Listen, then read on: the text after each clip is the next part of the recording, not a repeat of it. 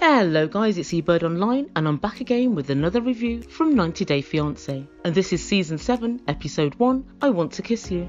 And this is part 2 of my review. And for this final part I'll be discussing Robert and Anny and Tania and Syngin. Please don't forget to subscribe to my channel if you haven't already. I'm closing in on 13,000 subscribers. So anybody that hasn't subscribed, please just click that red button. And please don't forget to like the video. So first up, we're going to talk about Robert and Anny. And so Robert's preparing for Anny's imminent arrival. And she'll be in Miami in just 4 days. Robert explains that he can't afford an iPhone or a ring just yet, but he does want to get her a present. Well, that seems nice, Robert. What are you going to get her? And then he tells us he's going to get lingerie and he wants something sexy and seductive. Robert, is this a present for Anny or is this a present for yourself? It seems to me that it's rather a selfish present. And we catch up with Robert in a lingerie shop. He tells the assistant that he wants something sexy and seductive and he says, I know what turns me on. And the assistant asks what size is she? Robert's not sure.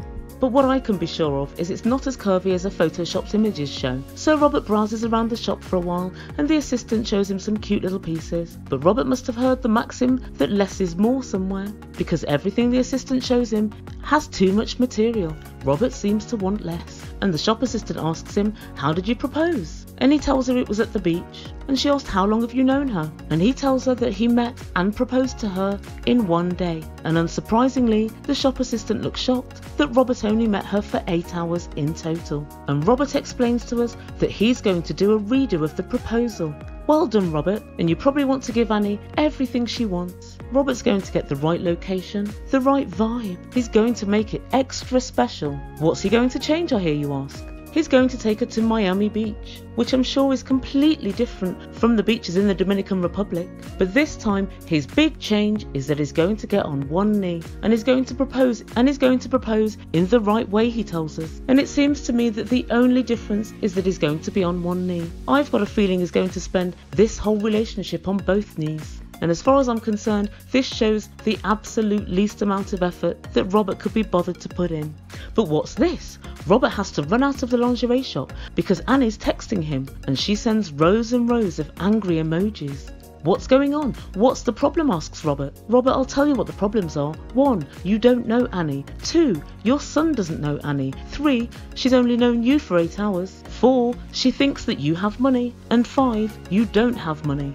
They're the problems that I see, but the problem that Anny's talking about at the moment is that Robert said he was going to send her money in advance of her arriving in Miami, and she's yet to receive it. Robert tells us that he's definitely sent it, and that any problem is on her end, but she still continues to send these angry emojis. And I've got to tell you guys, I've got a sneaking suspicion that Robert actually didn't send the money. And I think it's the way he so confidently said, it's because you don't have the correct ID on your end, that made me very suspicious. How would you know why she can't get the money? And how would you know if she's even picked the money up? He seemed to get very angry very quickly, and usually if you've sent money and the person doesn't have access to it, you're worried about your money. You're thinking, has somebody stolen it? Has it gone amiss? And you're not thinking, you don't have correct ID. Of course Anny has ID. She's moving to America in 4 days. She must at least have a passport. Robert, something smells a little bit fishy. And Robert tells us he hopes she's not all about the money, as that would be a red flag.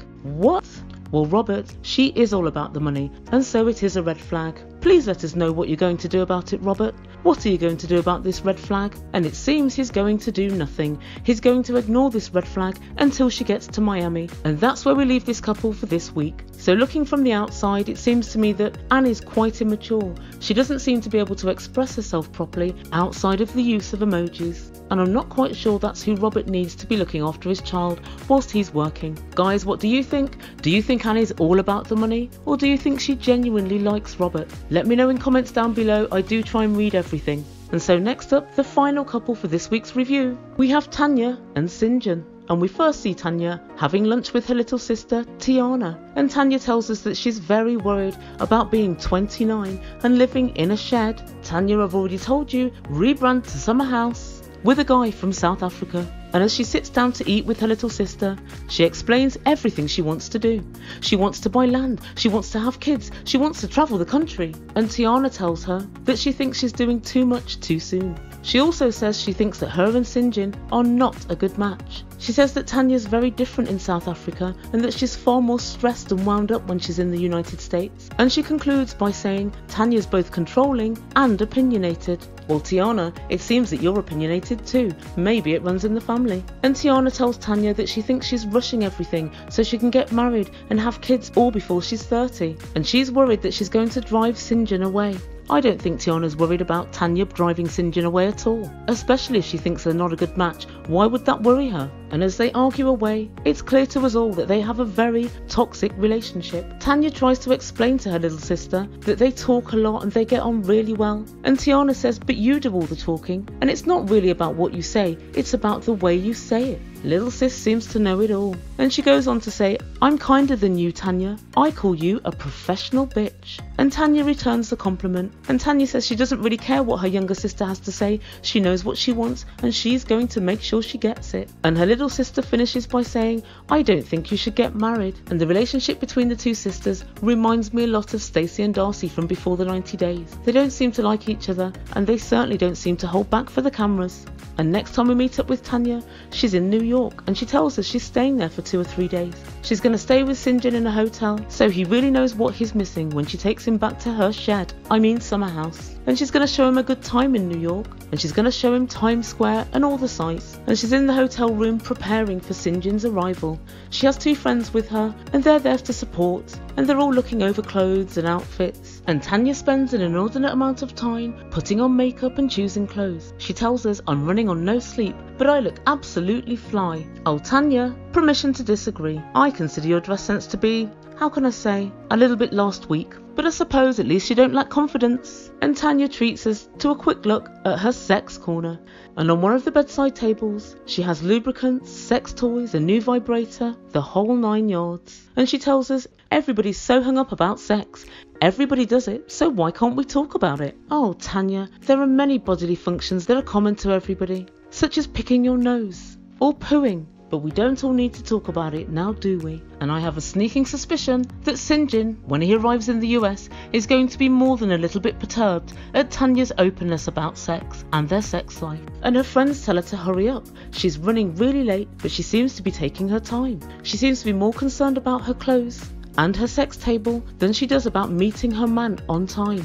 And little sis may be right. It seems as if Tanya is quite selfish. They jump into a taxi, and by this point Tanya is running very, very late. Unbelievably, the traffic in New York is busy. Who'd have thought it? Syngin texts Tanya to say that he's already landed, and she's still in traffic. She's now really worried because she wants to be at the gate to greet him as he arrives at the airport, and she hates it when things don't turn out like she planned them. I think, Tanya, get used to it, because it seems to me that Syngin's got quite a strong personality, and I think there's quite a few things that aren't going to turn out like you planned them. And that's where we leave Tanya and Syngin's story for this week. So on the trailer for next week, we see Syngin and Tanya arguing about kids. Angela from Before the 90 Days makes a return, and Mursel lets us know that he hasn't told his family about Anna's 3 kids. So it seems as if it's shaping up to be quite an interesting episode. We also have 2 new couples, so I'll be doing a risk assessment on both of them. Guys, that's everything for this week. Please don't forget to put your comments down below. Do we think that Syngin and Tanya are going to be on the same page? And is Robert just going to treat Annie as a sex object? I've got a feeling he is, but let me know what you think.